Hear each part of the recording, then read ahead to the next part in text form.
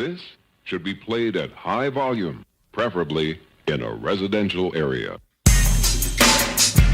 You are now in tune into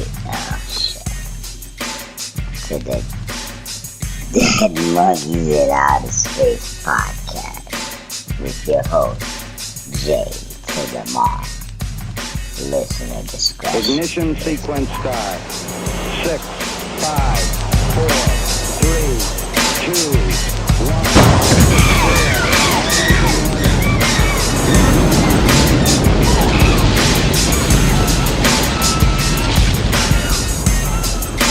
Back to get wrecked. All respect to those who break their neck to keep their hoes in check. Yo, it's the Dead Monkeys in Outer Space podcast. I will be your host for this journey. This is J to the Mar, J the number 2, THAMAR. Follow or swallow on Twitter and Instagram and at everything, YouTube. I'm on YouTube now. Check me out, please. Twitter, Instagram, Facebook, all that. Dead Monkeys in Outer Space podcast. If you want to email the show, DMIOS podcast at Gmail, Demios podcast at gmail.com. If you want to, shout out, dedication, requests, bomb threats, whatever, just email me and we can see what's up. Shout out to everybody that's listening. Shout out to everybody in, I had a different country tune in last week. So shout out to that country. I don't have the information in front of me, so sorry. I'm so sorry. But I want to get serious real quick. I just want to give rest in peace to Enos Cosby, daughter of Bill Cosby. She died from a kidney disease at 44 years old. Enza Cosby was actually one of the more vocal of, his kids or just people in his family against his sexual allegations. But I don't want to make it about that or talk about that at this present moment. I just want to say rest in peace to her and condolences to the Cosby family because, this is the second child that Bill Cosby has lost. His other son, Enos, was killed in a robbery attempt, I believe. Coincidentally, it was the same time that Bill Cosby was, I think, in negotiations to buy NBC. But that's the Dead Monkeys Outer Space podcast talking, so I don't know. You can look it up for yourself. But yeah, rest in peace and condolences to the Cosby family. Why couldn't Raven Simone be one of the Cosby kids right about now? Is that too soon? I'm sorry. I just fucking hate that bitch. She's such a fucking bitch. She has a fucking new TV show and she's like gay. And gay with kids, of course, right?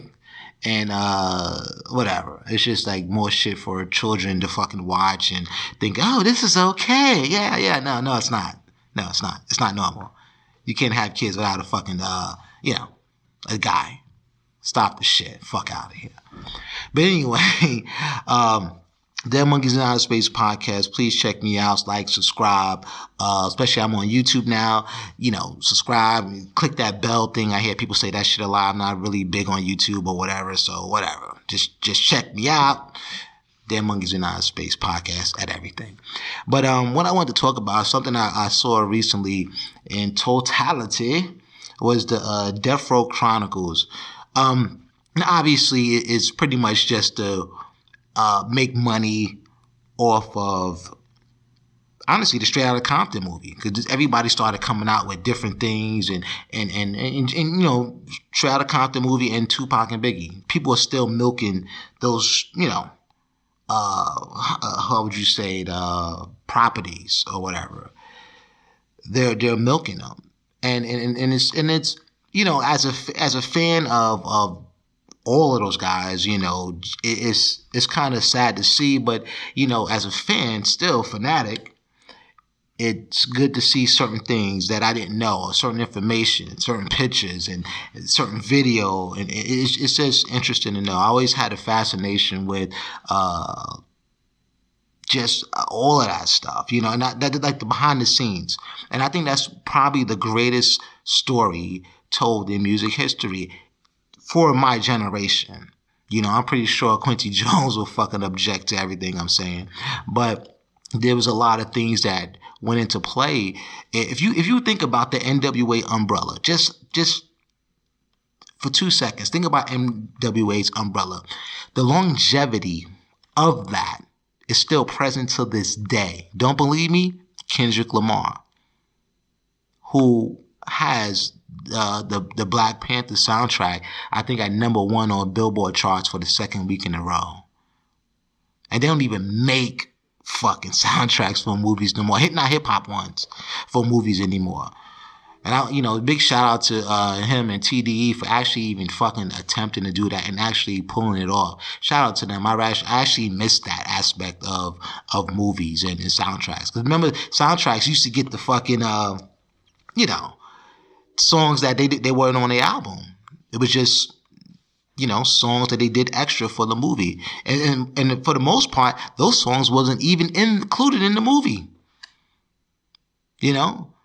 Look at Boys in the Hood. Boys in the Hood, most of those songs, I mean, you had a good amount of them that were included in the movie, but there was a lot that wasn't. Here's a little bonus for you. Do you know that Prodigy from Mobb Deep was on that soundtrack? Didn't know that, did you? And here's something else. That's the first time that he was actually heard. It wasn't on the Mobb Deep album. It was on the Boys in the Hood soundtrack. How crazy is that, right? Don't believe me? Look it up. But yeah, speaking of soundtracks, I was watching the Death Row Chronicles on BET, and I don't really watch BET, so I streamed it on the internet. No ratings for you, BET. You're owned by Viacom. You have nothing to do with black entertainment anyway. So I'm watching it, and it's a bunch of stuff that everybody has already heard, everybody already seen. Well, I can't say that.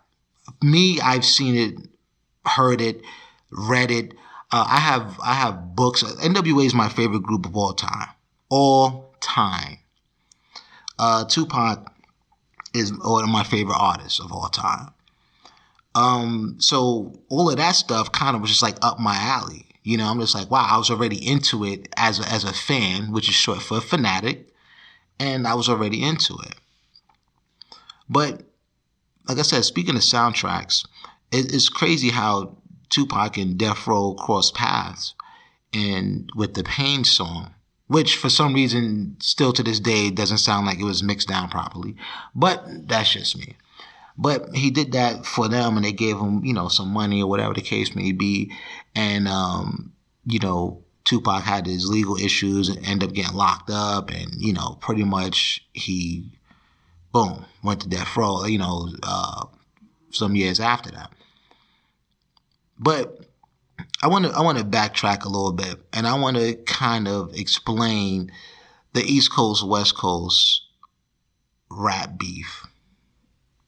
And from my perspective, I'm not saying everything I'm saying is factual, but everything I'm saying is truth as I know it. You understand? So that's how I want to go. And I want to give a shout out to Doug Young. If you don't know who Doug Young is, please get familiar with this man. To me, he's one of the most brilliant music industry minds I've ever heard. I had the actually pleasure of interviewing him, and I could talk to that guy for probably the rest of my life, just with information that he has. And he has a very accurate, precise, detailed memory. I mean, he's one of those guys that, he could tell you what you was wearing. Your hat, your shirt, your socks, everything, where the car was parked, who was driving, what song. He has that type of memory. But he wasn't on the Death Row Chronicles. I don't know if he objected or he didn't, he accepted or they, I don't know. But the East Coast, West Coast beef, there were already seeds planted for that long ago. Long before, Tupac and Biggie. And it wasn't like, not 20 years ago before that, but it was just like a significant time. As a hip hop fan, I always, I liked good music. And again, I was always an NWA fan. When Ice Cube went solo, Ice Cube was one of the biggest acts, that you could find. And it was one of the first acts I remember that a lot of the East Coast were cool with. You know what I mean? And, I don't know if that had anything to do with, that he was fucking with Public Enemy. He made the Burn Hollywood Burn song with, Big Daddy Kane, Chuck D. I don't know if that had anything to do with it. I guess he was out promoting it out here as well, too. But East Coast, West Coast, pretty much, from my perspective. Now, let me backtrack a little more. I'm sorry. I apologize. But I'm not sorry. I just apologize. But East Coast rap was dominant, very dominant. Everybody understood, like, yo, this is the Mecca. We understood. Yeah, okay. Now, mind you, I'm a guy from Jersey City, New Jersey. There was always a bias from New York. New York always had a bias towards everybody that wasn't from New York. You don't believe me? New York has a bias against other New York rappers who are from different boroughs. So there was always something there. So like I said, this whole East Coast, the East Coast, West Coast, there was seeds already planted from a long time ago. New York was arrogant. I said it, yes. They were fucking arrogant. Very arrogant. Like everything they do is, is gold. And at a period of time, when they called, the 90s was the golden era, shit, everybody was fucking rapping. You know what I'm saying? It was just like it was a lot of great acts. And in the 90s, we were very spoiled, I believe, as hip hop fans, because we had everything. East Coast, down south, was making some noise. And then the West Coast made some noise. But then the West Coast noise kind of became more mainstream. You understand? I mean, we could go back to MC Hammer if you really want to get technical. Hammer was selling millions and millions and millions of albums. You understand? And the West Coast was getting very popular. NWA Niggas for Life album came out, was doing well without radio or video play. And it was gangster rap, just straight up gangster rap, but it was popular. It was selling. You understand? And when Dr. Dre went solo and got Snoop and it was on the deep cover, that was one of the biggest songs accepted from a West Coast artist on the East Coast. Deep Cover was one of the biggest songs in hip-hop history in terms of the effect that it had. It launched a lot of shit. You understand? And after Deep Cover, because everybody wanted to know what they was going to follow up with, because it's like, yo, Drake got this dude named Snoop. And Snoop, well, I'm not getting ahead of myself, but let's just, I'm gonna stop from right there. The Deep Cover song was just really, really fucking accepted overall everywhere. One of the hardest songs. Beat was dope, lyrics, everything. You know what I'm saying? And it was for a movie soundtrack, right?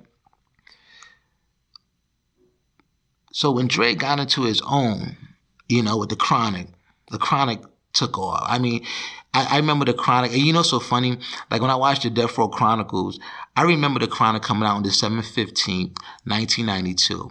How do I know that? Because I got that album and Ice Cube's Predator because Ice Cube was on his third album at that point. I got it for Christmas. And on Christmas, I fucking popped the tape in, right? And I put my headphones in because I know he's cursing. And this was big because, you know, I was still in high school. And was I in high school? I think I'd be right before high school or just starting. Anyway, I get the fucking album, The Chronic. And the thing is, I wanted to hear The Chronic with no interruptions. Like, I don't want nobody in the house to fuck with me. And this is Christmas. Leave me alone, right? So I put the tape in, and they start, you know, they dissing Eazy-E. Now, mind you, I wasn't up on the Source at that time. I wasn't, like, I was up on it, but I didn't have a subscription. You know what I'm saying? Like, I would see it, look through the pages, look at the posters, you know, look at the articles or whatever the case may be. Fat Tape, Hip Hop Quotable, yeah, whatever. My next door neighbor, his older brother used to always have the Source magazines. So I used to just like look at them or whatever. But I believe it was the Source magazine with Spike Lee and Charles Barkley on it.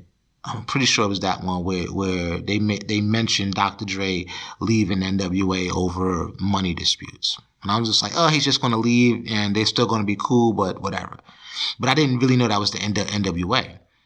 So I'm listening to it, and, you know, Snoop is saying his shit, and then the little sample comes on, get out, I don't love you no more. And then Dre says, you's a penguin-looking motherfucker, right? Now, at that particular point, he said, you was a penguin. And I was like, oh shit. And I pulled back. And my headphones came out of my radio while I was playing. Now, mind you, I'm around my family at Christmas. And it's like, penguin-looking motherfucker. And I was like, oh, my bad. And I had to plug the fucking headphones back in. And then, you know, listen to the album. But The Chronic was a special album to me. That's one of my favorite albums. In terms of what it did for hip-hop, to me, it's one of the best, if not the best. And the reason why I say that, because there's a lot of things that it did, a lot of doors that it opened. It changed the game, literally. I'm not going to get into that right now, because I could spend the next 2 episodes of this podcast on that one particular album. But anyway, the West Coast, well, Dre, he was the sound of NWA. So again, I'm still with the NWA shit. You know, boom, Dre's doing his thing. West Coast rap was on top. I mean, they were killing it. Everybody loved The Chronic. East Coast, West Coast, whatever. And they were selling millions of records. And it was at this point where I believe that gangster rap became more mainstream. You know, now mind you, Snoop was throwing up gang signs and all this other stuff, whatever the case may be. There were gangster rappers before that, but it wasn't gangster rappers doing it like that. They wasn't really like, yo, we in the streets, you know, whatever. And so what added to their mystique was just like, yo, they really fucking people up and shit, you know. Snoop catching court cases, you know, Dre, and they threatening Easy and all this other shit, whatever. So I'm just like, wow. This is crazy. So, but before that album came out, mind you, I said that you know, New York was very arrogant at that time. So New York knew they was kind of losing the grip on hip hop in terms of, yo, this is our shit. You understand? Tim Dog made a song called Fuck Compton. Now, when I first heard the song, again, I'm an NWA fan, so I was automatically like, oh man, he just trying to diss them to get a name off of them, yada yada yada. I wasn't particularly a fan of the song, you know, but you know, the more I listened to it, you know, it was funny, it was creative, it was actually a really good diss song. It wasn't I wouldn't call it whack, but it did its job and it got attention. But I also looked at it as New York is admitting jealousy. The West Coast is coming into its own. It's almost taken over. so to speak. And I not completely, but they was making their presence known. And I think Fuck Compton song was admitting that they were jealous of whatever the West Coast is doing. Like having that gang war, we don't want to know what you're fighting for. Fighting over colors, all that gang shit's for dumb motherfucker. But you don't understand the culture of where they're coming from. If you listen to their record, they'll tell you what it's about. Right?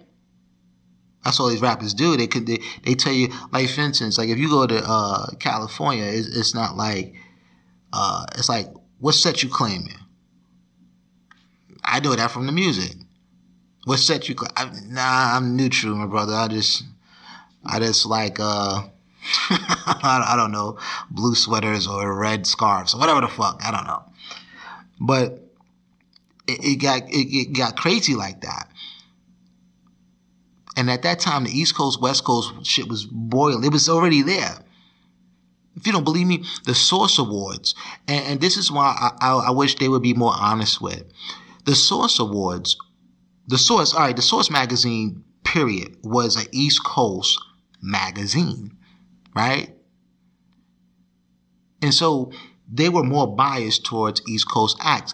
I can't even say biased. It was just that they was based in the East Coast, so they had easier access to East Coast artists, opposed to the West Coast, which had like rap pages, but that was like later on, after the fact of the Source. So when they had the Source Awards, I think the first Source Awards was in 1994. I want to say 4, but I think it was like on pay-per-view or some shit. And I was like, fuck, you know what I'm saying? Mind you, I'm still in school. I don't have no fucking job. My mother not gonna pay for no bullshit. So people had to wait for like, after the fact to see it, or bootleg tapes or whatever the case may be. But the tension was building there. And the tension was building, for instance, like there were categories where out-of-town rappers will win.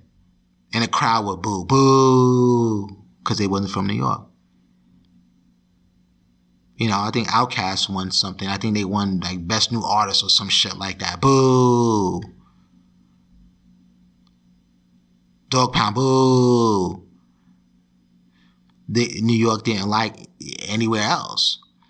But, that's understandable. It's tribalism, But the Source, when they had those things, it's not like, what I'm saying, that they should be honest about it. It's like, they should admit that there was shit going on from then. That was the East Coast. It wasn't necessarily, I wouldn't even say necessarily East Coast, West Coast. It was just New York bias. Let's be honest. New York was very arrogant with their shit. Let's be honest. New York has to admit that. They obviously, the Mecca, everybody admits that it started from there. Okay, so let's move on. But no, it's just like, like right now to this day, let's bring New York back. Let's bring New York back. Let's bring hip hop back. Fuck where it comes from. And I think that's the problem. They were just so arrogant that they were on their own dick, where they didn't want to realize dope shit came from other places. They did that shit on the radio and all that shit. I remember one time, and this is why I believe Tupac so much when he said that when he was in jail, dudes were clowning West Coast dudes on how they talk and shit like that. And he was right. I used to listen to the radio heavy. I used to stand by my radio with my hand on play and record, just sitting there recording some shit. I remember MC Ren was on, I want to say WBLS. This is when they played rap or whatever. I think Dr. Dre was on the show. Dr. Dre from Yo MTV Raps. And he was interviewing MC Ren. And, MC Ren was just, it was like a dull interview. It just seemed very awkward because it would just seem like MC Ren was just, he was just being MC Ren and Dr. Dre was being Dr. Dre, but it was like a clash of cultures almost, you know what I mean? I don't know, it seems weird. I had the interview on cassette somewhere. But MC Ren said he was performing at the Apollo later that night. And I believe he got booed. Now, mind you, this is Final Frontier. He using Criminal Minded beat just using gangster raps over the shit. You know what I'm saying? Well, West Coast gangster raps over the shit. He got booed. And I was like, wow, why? MC Ren is the shit. Yeah, you're not listening. But it wasn't the fact of if he was dope or not. It was just a fact just because he was from the West Coast. I'm pretty sure he probably had like a Dickie suit on or some shit like that. And they probably were just like, boo. You ain't wearing Timbs and a hoodie, boo. You know, so this Death Row Chronicles thing was very interesting to look at. You know, and I'm not going to go into like a bunch of the details, but I thought it is very, you know, some of his stuff is insightful, especially about Suge, you know, about Suge Knight. And he was for his artists initially, but, you know, obviously things spiraled out of control, you know. And when Suge went to the Source Awards, was 94, 95? And when he made that statement about Puff, you know, only reason why I believe he made that statement is because he knew that they were the shit. And it was kind of like years and years and years of being pushed to the side. Like, yo, y'all not that good. Y'all can't rhyme like us or whatever. Y'all ain't got whatever. The West Coast is on top at this point. When he made that statement, the West Coast was on top. Snoop Dogg, Dr. Dre, the Dog Pound, Lady of Rage, the whole shit. They soundtrack, everything they touched turned platinum. Not gold, platinum. Nobody was fucking with Death Row. I mean, Biggie was starting to come up, but the thing where I think a lot of people don't understand is like, people can say, oh, Biggie brought the East back. No, he didn't. No, he did not. I repeat that. No, he did not. Well, he got radio play. No. You know, remember Onyx? Onyx came out before Biggie. And Back the Fuck Up went platinum. Slam was a hit. It was on MTV all day long. So Onyx was starting to bring the East kind of back. And then you had, you know, the Boot Camp Clique, and then, you know, Biggie came in, and then boom. He cemented the shit. He you know, he did his thing. And I just think, you know, and then the crowd, obviously the crowd booed Suge Knight after he, you know, he said that or whatever the case may be. And then ever since then, when the West Coast acts came on, you know, people started booing them. And rightfully so. I mean, if you're going to come to somebody's hometown and start talking shit, yeah. But like I said, most of it, I believe, because Suge Knight, they was on top at that time. Nobody was fucking with Death Row. Nobody was fucking with Death Row at that time. And it was crazy, you know, and I was just like, wow. And then you just saw the shift of power right there. Right there. The West Coast is acknowledging, yeah, we got this shit right now. For all the times y'all didn't play us, for all the times y'all said we couldn't rap, for all the times y'all said we was whack, guess who's on top right now? You know? So the Source, I forgot what the timing was of this cover, but they had the cover of Biggie on the cover of the Source, you know, in between the Twin Towers and shit. You know, he's the king of New York. And that was the first time, I from my recollection, that they gave the title of king of whatever. So they put him, you know, he's the king of New York. Why is he the king of New York? You understand? Because they're still saying that, well, this is where, you know, this is where stars are born. You know, this is where it happens. This is where everything is at. This is the Mecca. He's the king of the Mecca. So he's the king of pretty much rap. So, you know, there was, you know, the Source has their hand in that shit too. So I don't know why people don't, you know, they always blame the Vibe, because the Vibe had that East versus West thing. And it's like, oh, it's a media thing. No, it wasn't. It was some shit that was boiling for a minute, which I think would eventually came out. But I think the Tupac situation escalated it. And like I said, Tupac is one of my favorite artists of all time. To me, he's the most personable. He's like an icon. He's just unreal to me. And the thing about it, when he actually died, is people don't understand. He was only 25 years old. What were you doing at 25 years old besides jerking off? Seriously. I mean, not to compare him to any leaders, but I mean, he was young and talking that shit. Imagine him now. He'll probably be a totally different person. You'd be like, wow. Or he could be the same person and be yet still profound and doing what he does. I just thought that was just, I don't know. I thought he was an amazing person. But anyway, when he got shot and everything, and that kind of escalated it. And what I don't get is how people try to pretend as, like for instance, like, yo, Bill, or Biggie had no idea that, whatever the case may be. I wasn't there. I don't know. I've read several books about all this shit. And I'm not talking about just Tupac and Biggie shit, but just like like I said, Have Gun Will Travel, The Rise and Fall of Death Row. I read that. I read all the books from Frank Alexander, which was Tupac's bodyguard. It was Kathy Scott. I think it was The Autopsy of Tupac. I read all of these books. Documentaries. I've seen them all that. So like I said, I'm very entrenched into this stuff, and it's amazing to see it and read it, and then people in interpretation on how to react. But anyway, what I think, when Tupac got shot the first time initially, do I think Biggie and them knew what happened? I won't say they, put it this way, I think they knew that him fucking with the wrong people can get him fucked up. I believe they knew that. And they told him that. And they admit they told him that. And so he feels betrayed in a certain way or whatever,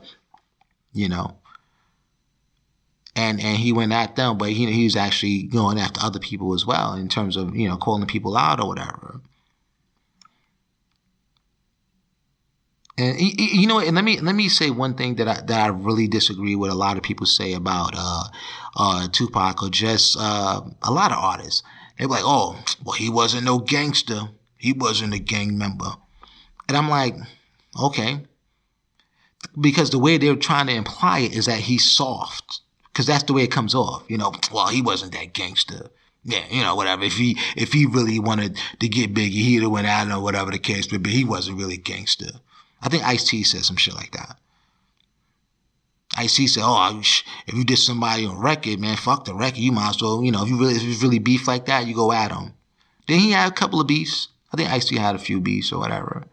And for some reason, correct me if I'm wrong, people out there, hit me up at dmealspodcast@gmail. I don't buy Ice-T his shtick for a minute. I just think he just talks a good fucking game. Don't believe him. I don't believe him. I'm an OG. Don't believe you. I don't. Maybe you probably push, some drugs here and there, whatever the case may be, hung around some fucking official dudes. But other shit, no, I don't believe you. I don't. I just don't.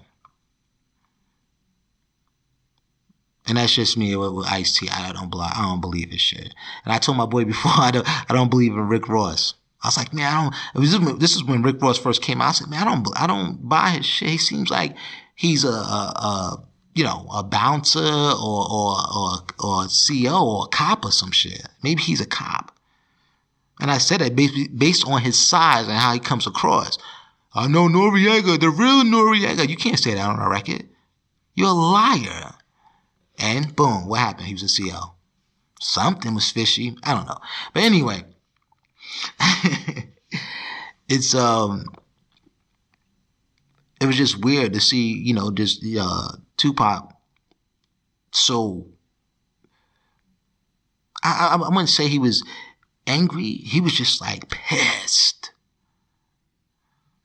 Like when California Love came out, I didn't like it initially. I didn't like it. Because I'm just like, yo, he's attacking, you know. And it seemed like he was just like, yeah, West Side, you know, whatever, West Side. And I was just like, here we go.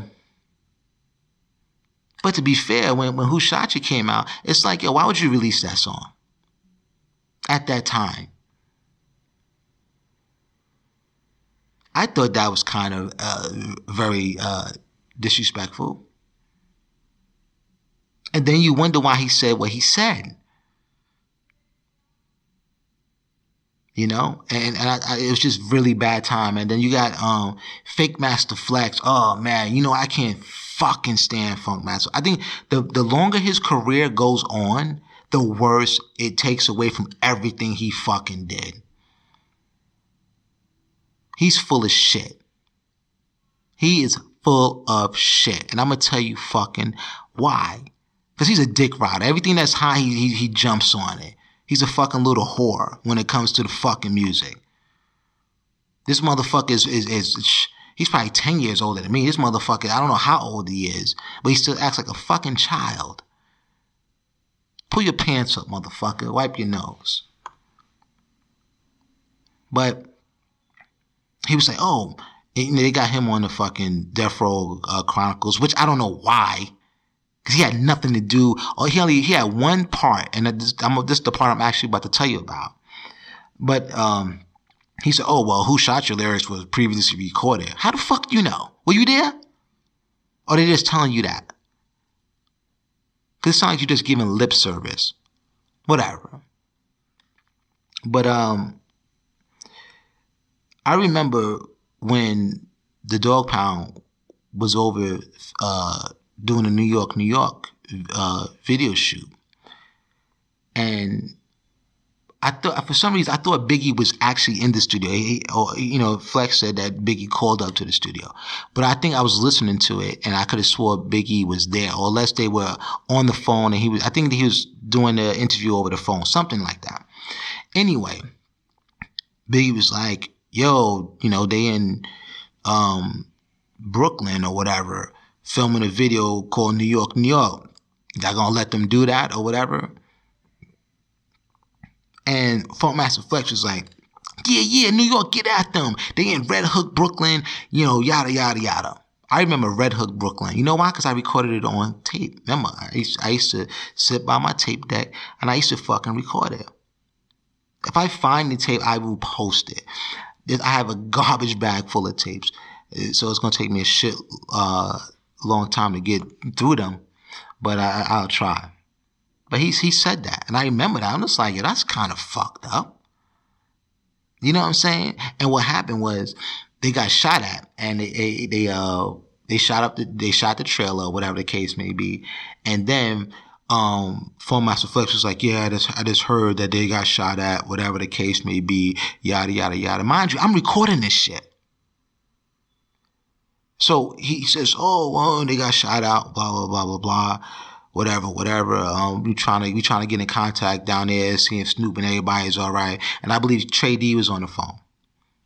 Now, how do I know if Trey D was there or not? Because nobody never said he was there. I mean, unless he said he was there in the interview, I don't know. But I believe it was Trey D from East Siders or whatever. They were on the phone, and then they said, he said, everybody's all right, yeah, blah, blah, blah. And Flex tried to sound all sympathetic and all this other shit. I'm just like, you're full of shit. You just fucking sick New York on them, and they fucking whatever. I couldn't take that. But I don't know. I mean, the Death Row Chronicles was actually very, very dope. This is taking up most of the time on my show because I really, really, I loved it. I mean, I loved it. All the Death Row, NWA, fucking the legacy. Not the BET show, just the legacy of NWA. It's just crazy.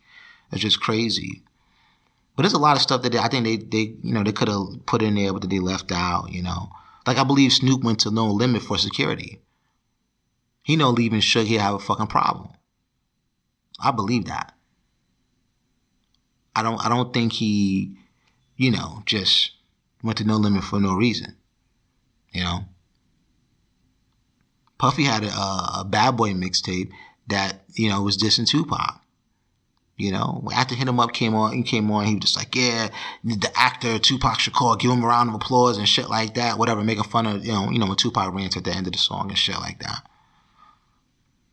I think it's Bad Boy Mixtape Volume 4. It's on the internet now. Before, nobody could find that shit. I remember, again, my next door neighbor, his older brother, used to always have a lot of hip hop shit, and that was one of the things. I was like, wow, that was crazy. And you know what's crazy? Miss Chalet is fucking crazy. I don't know. She has a baby by Suge and fucking Dre. And initially, I think she was Ice Cube's girlfriend. Initially to start. It's like, what the fuck? I don't know. It's crazy. But yeah, check that out if you get a chance. Death Row Chronicles. Pretty fucking dope. I thought it was dope. I thought Biggie Street and went back to the West Coast and did this, Soul Train shit. But I mean, actually, he probably would have been fine. But he did a radio interview and he fucking freestyled Long Kiss Goodnight verses, which was subliminally dissing Tupac. So I don't know. Man. Yeah, so it's almost the closing of the show. I'm about to wrap it up. So what makes me happy? What makes me happy? Oh, Carl died on The Walking Dead. Fuck out of here. I don't watch The Walking Dead no more, but he was annoying. I actually kind of liked Carl towards the end, but I mean, fuck it. I don't give a shit.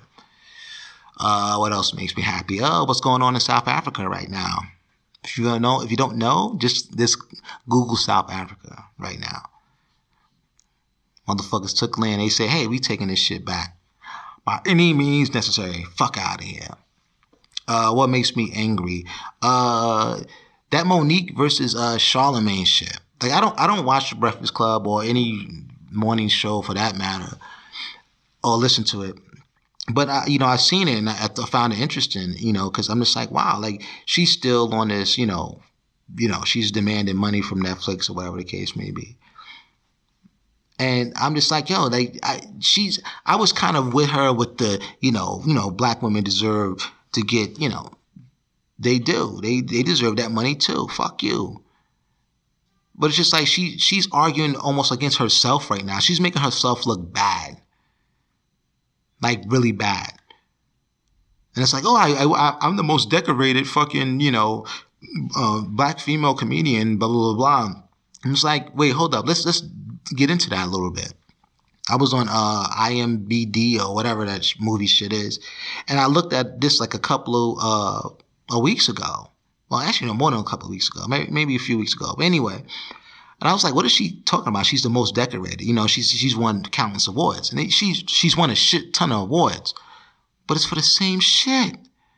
For the Rolling Pressures. So I'm just like, that doesn't really count. You know what I'm saying? It's like, for instance, like the Philadelphia Eagles won the Super Bowl, right? And it's like, oh, you guys won the Super Bowl. Then they have the SB TV shows like, oh, best team of 2008. Oh, 18. No, it's the Philadelphia Eagles. And they win the SB. So they'll get, another award in addition to their Super Bowl trophy. That shit don't count. The main one is the one that fucking counts. It's the Super Bowl trophy. All that other shit, the Nickelodeon Choice Awards, none of that shit counts. Gives a fuck. So Monique, she needs to fucking go somewhere at this point. I don't know. Her fucking husband is like the worst fucking manager ever. And she's trying to eat off a fucking acting award and trying to translate it to comedy. No, she's not even that funny. She's not funny. Monique is not funny. I'll say it again. Monique is not funny. Most female comedians are not funny. You don't believe me? I guarantee their subject matter is sex, right? No good man, and what it is to be a woman or some shit like that. Dumb. Done. Get the fuck out of here. What else makes me angry? Backhanded compliments. I hate when people like say shit and they're just like, I don't know.